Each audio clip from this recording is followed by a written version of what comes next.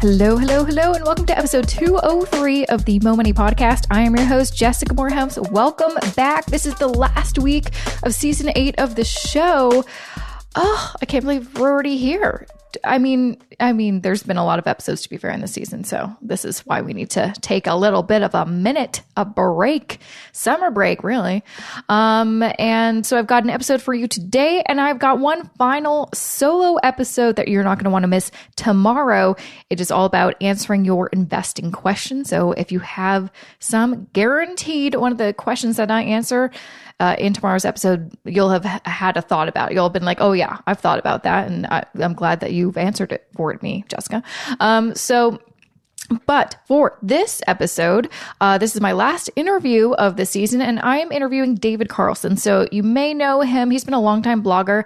His blog is Young Adult Money. I feel like we started our blogs around the same time. We've never met, which feels like weird because I feel like I've known him for years, but surprisingly, we've never met in person yet. So beyond just having his Young Adult Money blog, he's also authored a couple books, including Student Loan Solution, which is the new book that just came out that we're going to be talking about more in this episode. And also he has his first book, Hustle Away Debt, as well. So both debt focused, but specifically this episode is really going to be talking about student debt and basically what to do if you have it. And I'm going to say 90% of you probably still have student loans, and there's nothing to be ashamed of when it comes to student loans. I feel like especially us millennials get a lot of flack for, why are you so in debt?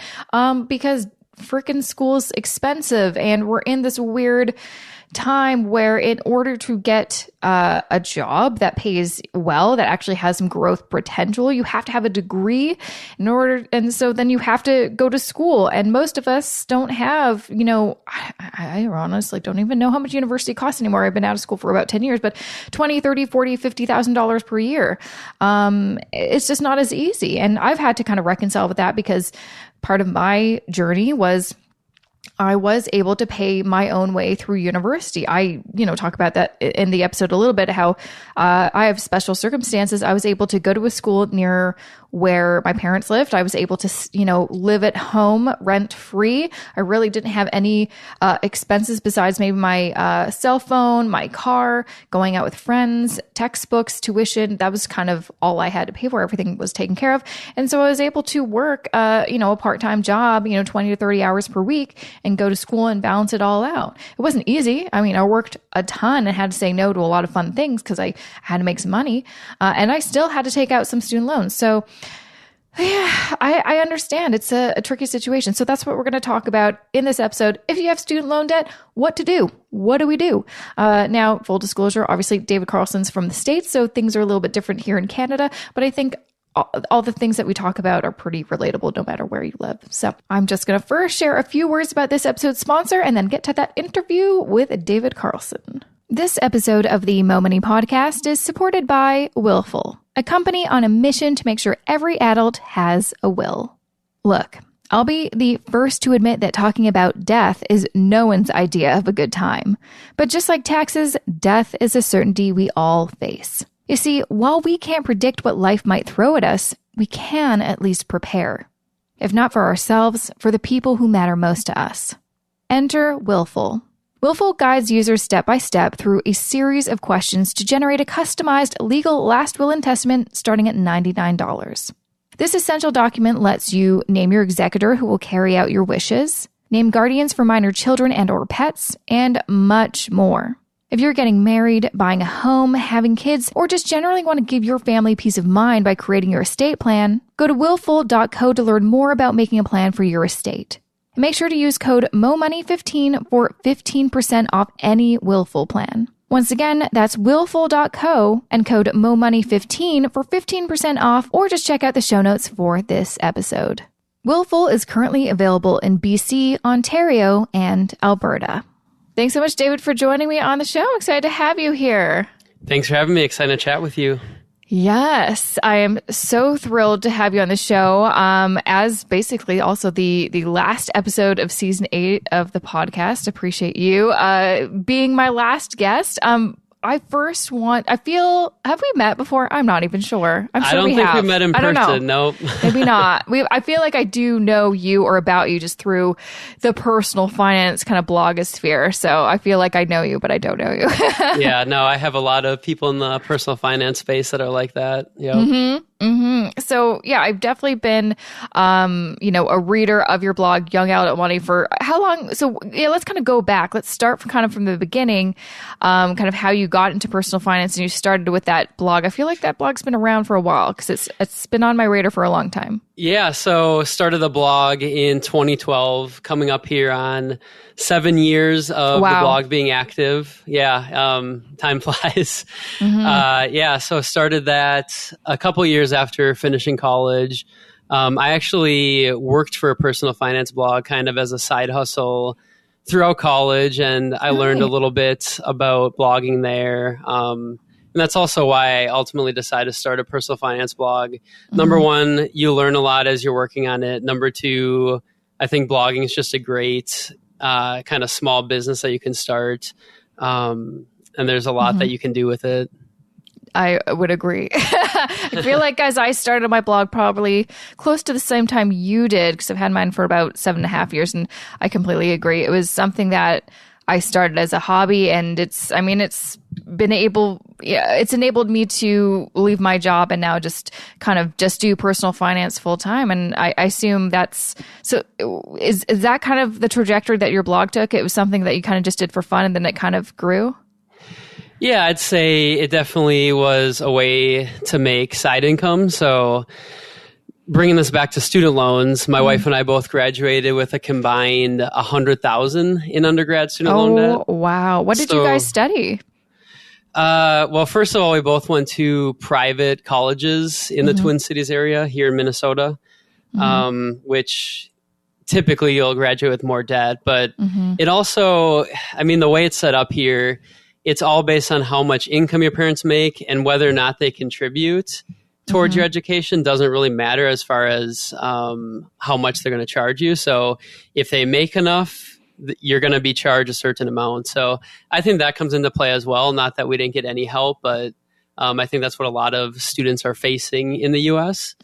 So I studied corporate finance and political science, and she studied psychology, which kind of ties into the book as well. And I love talking about the psychology career path because it's just a really demanding one where you have to get your undergrad degree. And if you want to be a licensed therapist, you really do have to go get a master's. But you're looking at $50K plus price tag for that as well.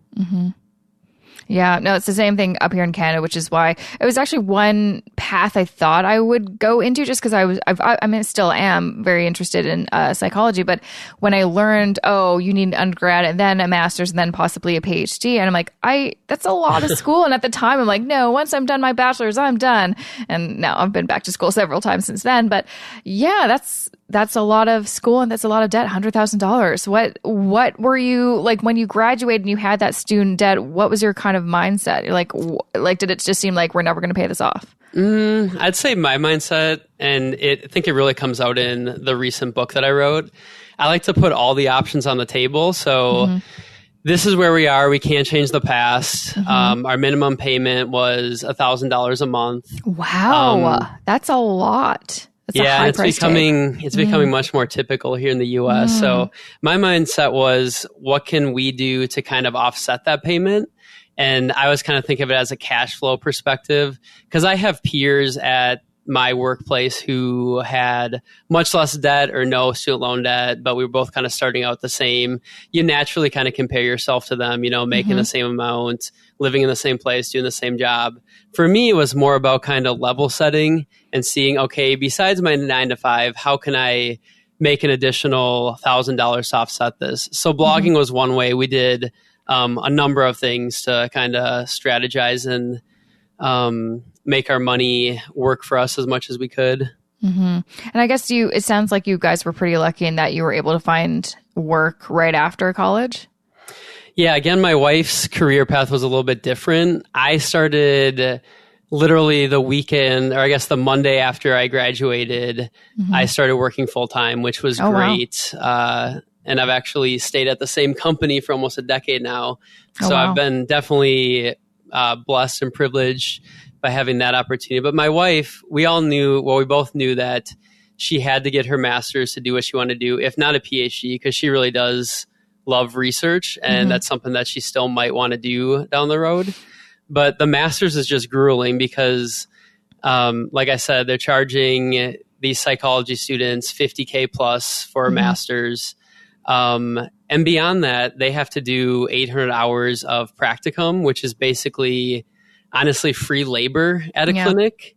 So if you think about it, with us, we obviously had dual income, so it was easier. But think of a single person who had even 30 to 50K coming out of undergrad, going to get their master's. They're really forced to work part-time. Some of the loans they're taking out in grad school are just to get by. So it's kind of a difficult it's situation. like not really possible to have that like part-time job, and do all of that other stuff, like go to school and do the practicum. Like it's just not really feasible. Yeah, because my wife was working full-time pretty much the whole time she got her master's, but during that she had to drop down to part-time, and just a difficult path.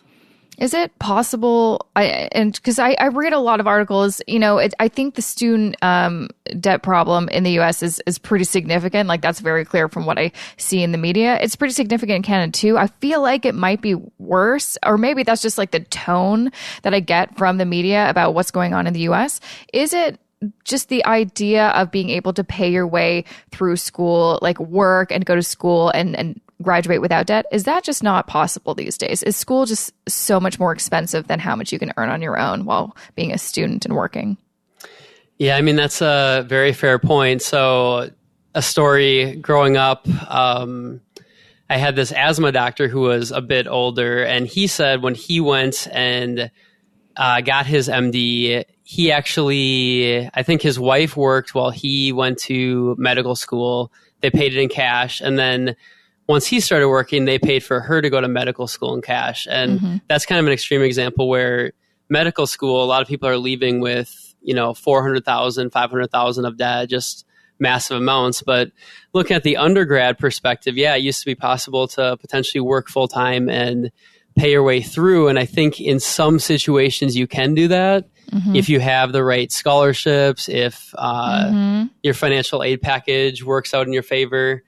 But for the most part, I mean, even if you're working full time, I think it's pretty difficult to pay your way through undergrad, especially if you're taking a full load of courses. Yeah, no, and that's very true. When I kind of look back, it's been, I graduated in 2009. Oh, I'm like, I'm not even sure. Yeah, that was like a decade ago. I'm like, yeah, I think that's right.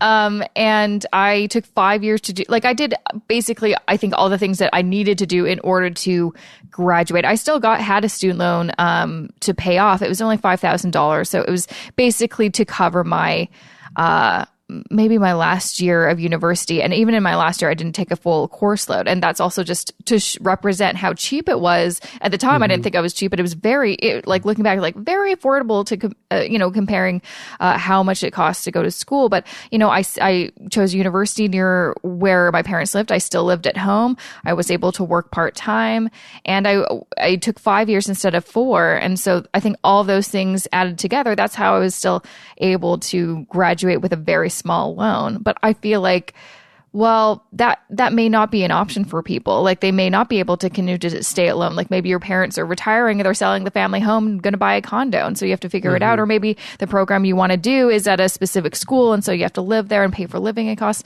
There's lots of things that I think when I was very of the mindset when I graduated, I'm like, I don't understand why all these people have student loans. And I think I just have very special circumstances. I was pretty lucky in that I was able to, work and stay at home and take my time and stuff like that. Whereas lots of people don't have that option. So well, I just to go on kind of a different tangent, the idea of university these days, I think it's still very important for a lot of different career paths. Still, most employers require a university education.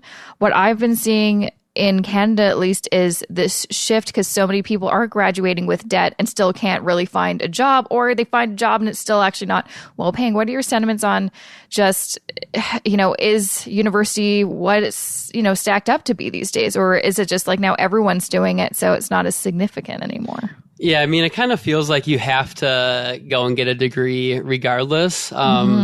And I had an interesting conversation with another personal finance individual in the space. And they had an intern working for them who they were ready to hire after like a year or two of them going to school. And they said, like, hey, I'm ready to hire you now. But the issue is, so if that person was to leave college after a year or two and work for them, what if that company that they went to work for got sold, or they want to move to a different company? They're going to see that they never got that degree and they might be locked out of a lot of opportunities. So it's tough. I almost feel like on an individual level, you're just way better off getting a degree just so that you have it and you can check that box. I guess, the only thing is if you have plans to maybe start your own company, then it's kind of a different ballgame. But if you want to work at a company, it does seem like it's still a requirement. I still see that for all these job postings out there. But it's frustrating to see is a lot of the salaries just like aren't keeping pace. Like you have all this student led, it's very expensive, and then you graduate and you expect a job and it's hard to find one because it's very competitive because everyone else has a degree. So how do you stand out? And then when you do find that job, they're gonna not necessarily pay you something that you're like, oh, I thought I'd be paid more because I have a degree. Yeah, definitely the wage issue is a huge problem. It just seems like in general, cost of living has increased in a lot of the metro areas as far as, like childcare here in Minneapolis, St. Paul. It's risen significantly the past decade. I mean, that alone makes it difficult to live here with kids and to work and whatnot. I do think the economy has been very well, obviously, the past decade. Well, not the full decade, but it's ramped up the past decade. So in the US, I think it's been a little bit easier to get in those jobs. Similar to you, I graduated around the same time. I graduated in 2010, and the economy hadn't quite picked up yet. So I was pretty happy when I got in at a big company. But if the economy goes down, then we definitely have an even bigger problem as far as people not being able to get into well-paying jobs. I guess one thing that has been helpful, though, is companies like Glassdoor. I don't know how much you've looked at stuff like that. Yeah, for sure. I mean, it is unfortunate that you kind of have to leave a company to really right-size your pay because you absolutely do. Yeah, your current employer has all your salary history. You can fight for it. But if you really want those bigger increases and getting that market rate, you kind of have to at least leave. You can potentially come back, but you have to go to another company. Yeah, that's something that I feel like learned the hard way because, I got a lot of my information about like careers and stuff from my parents or their friends, and they were, kind of lifers at their jobs. They would stay for decades because they're like, no, that's how you grow in a company and you get those raises and those promotions. And then I tried to do the same thing and I never once got a promotion. And it's not that I wasn't doing good work. It was, they're like, oh, our budgets, this and that. And so the only time I ever got, a raise is really when I left that job for another company. And I think that's still how it is. It's kind of unfortunate because wouldn't companies want their employees to be loyal, but there's kind of no incentive. Hopefully maybe that'll change, but it sounds like you've been at that same company for a while. So maybe your experience is a bit different. Yeah, well, at my 9 to 5, I'm at one of the biggest companies in the US. So it's almost like, I'm trying to think of the best way to describe it. There's a bunch of businesses within one giant business. So you can kind of move around. Oh, okay. So you can still move around. Yeah. So, I mean, it's worked out for me, but I think if you're at kind of a smaller mid-sized company, making those jumps to other companies can definitely help. And honestly, even where I work, there's a ton of people who have left and come back because honestly, that's how you get those increases. Oh, really? So you can come back, be like, I have more experience, this and that, maybe went back to school. So you can ask for a much bigger salary than where you left off. Yeah. And I'd say even not even going back to school, but just going to another company for a year because it kind of resets where your pay is at. Right. And I think one good thing about salaries is that there have been some legislation passed across the U.S. where it bans employers from asking for your most recent pay, because that's really the reason why you have to leave, because your current employer has all that history. But if you move elsewhere and you can avoid sharing your current pay, then they're not basing off of that. They're basing off of true market demand. Yeah, no, I don't know what the situation is in Canada in terms of just like legalities, but yeah, for every interview I've ever had, usually, or even in the application, they would require you, or yeah, I think it was always like a required field to fill in like what you earned at your last job, which I always found like, what's it matter? That it could be a very different job than what I'm applying for. And also now I feel like the reason I'm leaving is to get more money. So why are you comparing to what, like, don't give me what I'm, already earning. I always felt that was so kind of unfair, but I guess that's just how it goes. I want to talk a little bit more about student loans, because your book, Student Loan Solutions, is obviously about student loan solutions, the 5 steps to take control of your student loans and financial life. So we've talked a little bit about the student loan problem, and it's true. I talk to people all the time. Almost everyone I know has student loans, and now we're entering our 30s and we're still paying these student loans. What is your kind of strategy, or what are some of your kind of insight into how to tackle this head on so you aren't 40 and still paying off your student loans? Like I remember reading that. I'm just like right now reading Michelle Obama's autobiography, or her memoir. And I remember reading somewhere, I don't think it was in the book, it was an article, that when Obama became president, he still had student loans. And that is insane to me. So what can people do to make sure that does not happen to them? Yeah, I mean, again, in the U.S., it's become such a big problem that you could potentially have student loans into your 40s. And for some people, that is going to be a reality, because there is income-driven repayment loan forgiveness, where if you make income-adjusted payments for 20 to 25 years, you can have your loans forgiven. You are taxed on that with that program, and it does take, like I said, 20 to 25 years, which is a long time. But for some people, they just have so much debt and it's just out of whack with their income, where that might actually be the best approach for them versus, trying to make an extra $2,000 a month and working 2 jobs for 10, 15 years. But yeah, kind of my approach is, number one, you got to lay everything on the table. You got to understand what loans you have, why that matters, whether you have federal or private, and then really what opportunities are available to you as far as repayment options. For some people, it does make sense to aggressively pay down their debt, but for others, it's just not in line with their financial situation. Again, going back to therapists. So let's say there's a therapist making $40K and they have $150K of student loan debt. Honestly, their best move is probably, in the US at least, to go work for a 501c3 nonprofit or a government employer and pursue public service loan forgiveness, which is 10 years of payments and tax-free forgiveness, where you could have, $200K forgiven and you're not going to pay any taxes on that, which is could be a really big benefit, because during that time, just the way the calculation works, you could be putting money into a retirement account. You could be building your emergency fund. You could really leave that situation much better off. But people, number one, have to know that opportunity is available and know whether or not their loans are eligible, and just really kind of look at those different opportunities. Besides that, with this book, there's a lot of student loan books out there that kind of go over student loans in detail and kind of talk about these different programs. But as a personal finance blogger, the way I think of it, you have to think of your full situation. So somebody who doesn't have an emergency fund, who has potentially high interest credit card debt, or no money set aside for medical emergencies, which is another thing that's important in the US. It might not make sense to make any extra payments towards your debt, and it might make sense to get on that income-driven repayment plan, because you can work on those higher priority financial items like building an emergency fund. Yep. No, definitely. I feel like I also sometimes see you on Facebook or in Facebook groups always kind of correcting people, because a lot of people have, I think a lot of misinformation about student loan forgiveness programs, and people have a lot of sentiment about that. What is a lot of the confusion? I think a lot of people feel like, oh, they're just these people that are getting this forgiveness program or participating in it are just getting a handout, but that's not what it is it?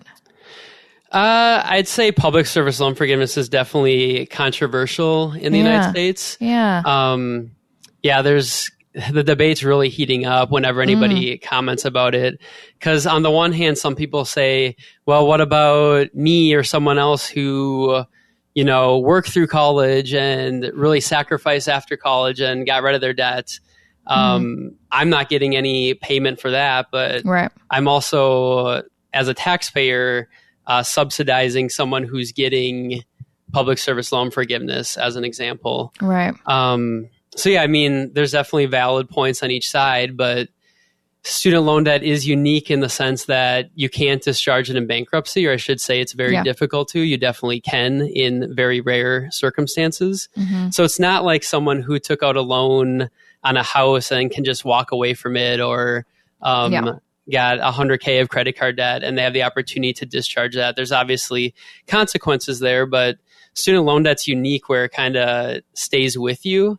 So I personally think it makes sense to create some exit plans for them where they're not going to be making payments from age 25 to 90 or whenever they pass away.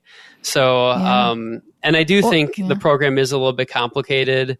A lot of people got rejected initially because they didn't check all the boxes, which is another aspect to it. But some people have kind of latched onto that, some very big names in personal finance, to kind of scare people away from it. But if you know how to navigate it, something like public service loan forgiveness, it could really be a swing of, I mean, this might be an extreme example, but 200 to 300K net worth if you kind of navigate the program strategically. So there's definitely benefits to people who are eligible for that.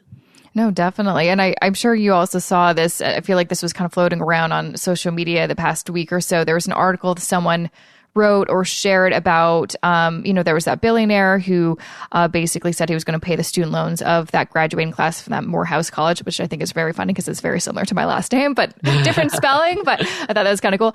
And a lot of people are like, that's so great. And a lot of people were kind of like, but what about me? I worked really hard. I don't think that's really fair. What were, like, did you have any sentiments about when that conversation was floating around, or kind of the same thing about just like the different student loan forgiveness programs? Yeah, I definitely saw some of that floating around. I guess my takeaway, and just from writing the book and going kind of deeper into student loans the past year, there's just so many people that are suffering from high levels of student loan debt that whenever anyone can get relief, I feel like it's a good thing.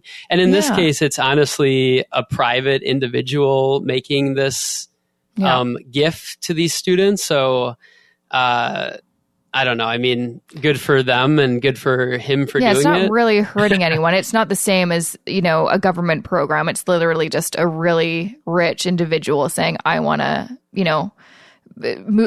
pay it forward and just help these people out of my own pocket, and that's it.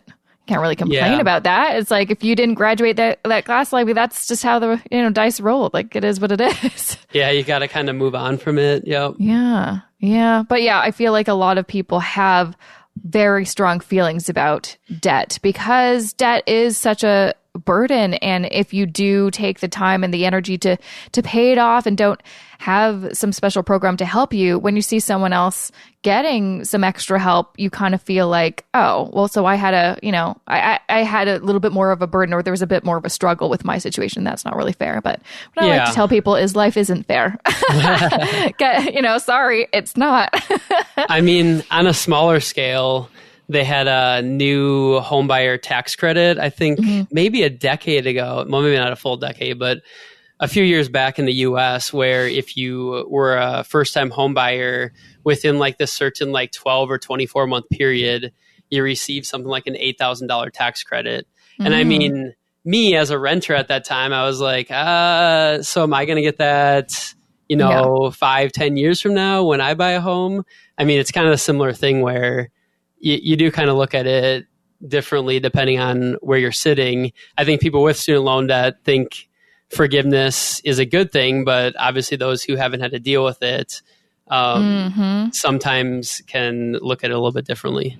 Yeah, and you've probably experienced this or have talked to people in your research for this book. When people are dealing with student debt, which is a very special debt in that it won't go away, it can really just, I feel like, halt your life. It kind of freezes you in your tracks because you can't really, I feel like, move forward with some of those other things that you want to do, like become a homeowner or really start aggressively investing for your retirement.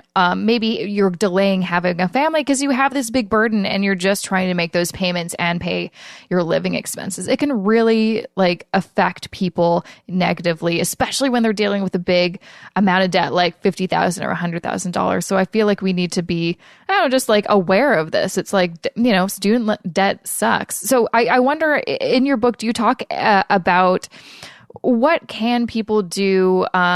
Because we talked a little bit about when you have debt, here are some kind of things to do. I want to kind of talk a little bit more about that, but also, is there anything that people can do to kind of prevent the debt load? Maybe it's not possible anymore to avoid debt completely, but what can people do to not maybe have as big of a burden?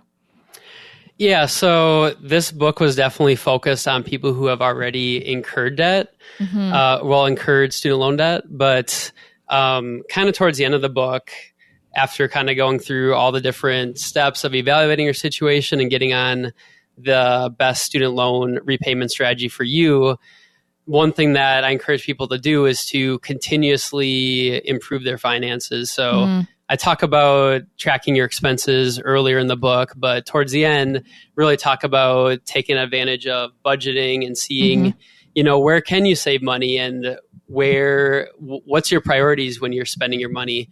And are there areas that you're spending a lot on that you don't really care about that you could cut out? And then again, the big thing too is always, how much are you making? Is there opportunities at your 9-to-5 job to get a raise?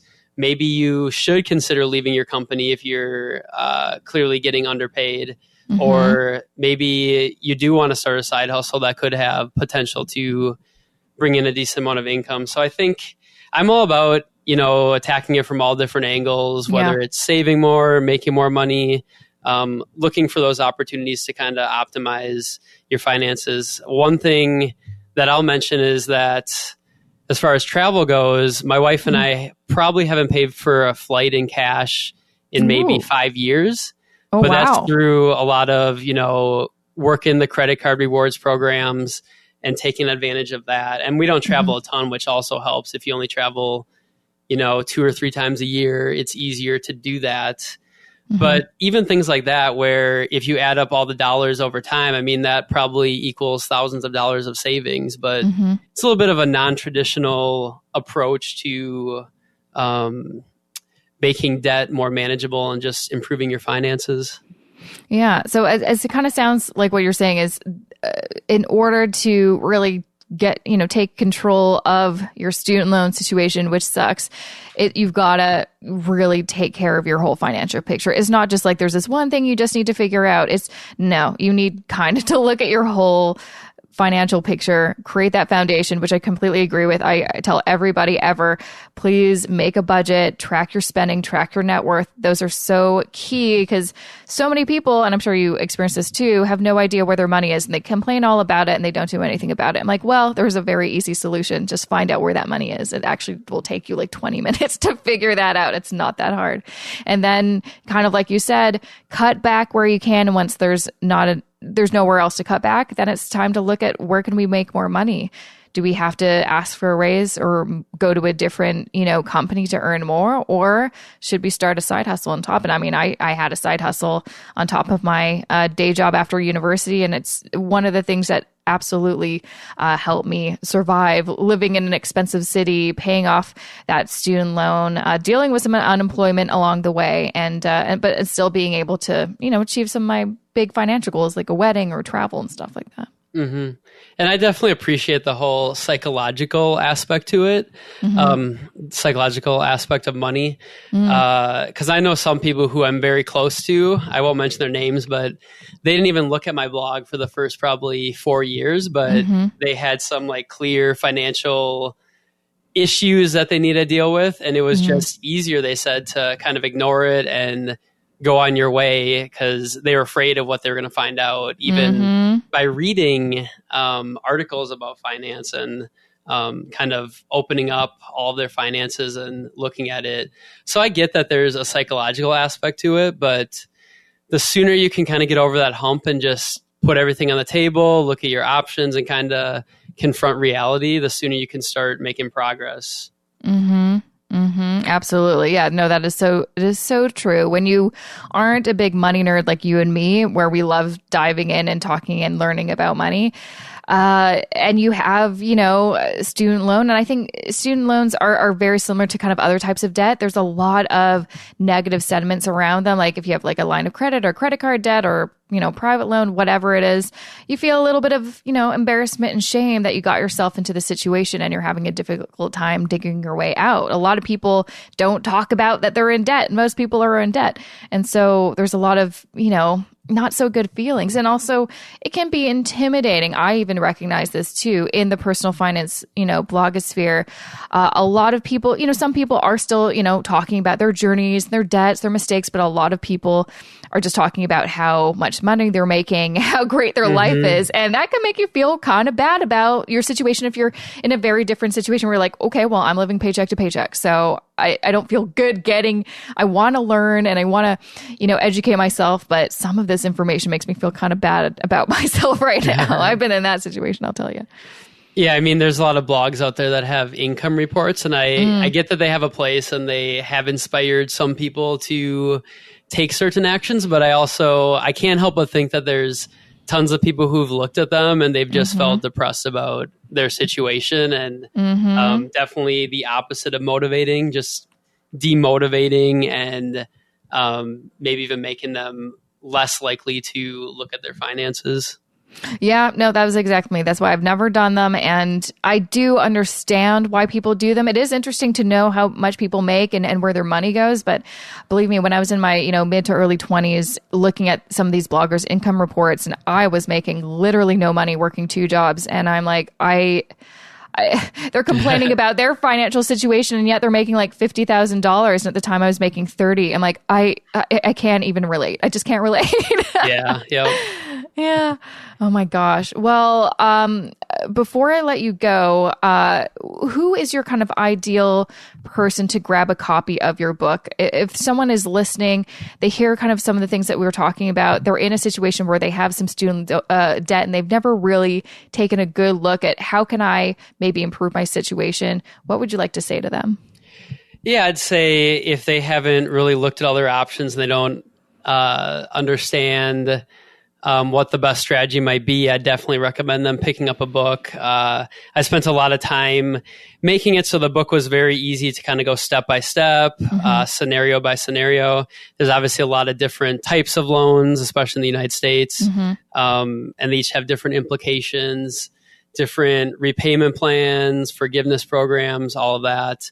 I definitely encourage them to check it out. And I would also just kind of add again that I think I take a little bit of a different approach where I try to show a lot of empathy towards situations where it's not as simple as, if you can't afford your student loans, you need to make more money. Because I know some other books that literally start with that. Basically, if you can't afford it, then you need to fix your situation first. You need to make more money or save more money so you can pay off your debt. It's like easier said than done, Yeah. It's not always that simple. So I definitely recommend people check it out and follow the steps and kind of see what the best strategy is for them, because it might be a little bit different than what they originally thought. And you have another book too that you released before this. What was that called again? Yes, that was Hustle Away Debt. And that was, again, kind of inspired by student loans that I was talking about earlier. That $1,000 a month payment that we had on our student loan debt. That's what motivated me to look into side hustles. So it was really just kind of expanding on that topic and talking about finding the right side hustle for you and leveraging that to kind of offset your debt payments and ultimately eliminate your debt. Nice. Well, I'm a big fan of side hustles, so that's awesome. Thank you so much, David, for taking the time to chat with me and share some of your expertise. I feel like a lot of people are going to get a lot out of this and definitely want to grab a copy of your book, because I think there's some stat, what is like 70% of college graduates have student loans or are burdened with student loans. I'm sure it's similar in Canada. So it's pretty much a topic I think everyone can relate to.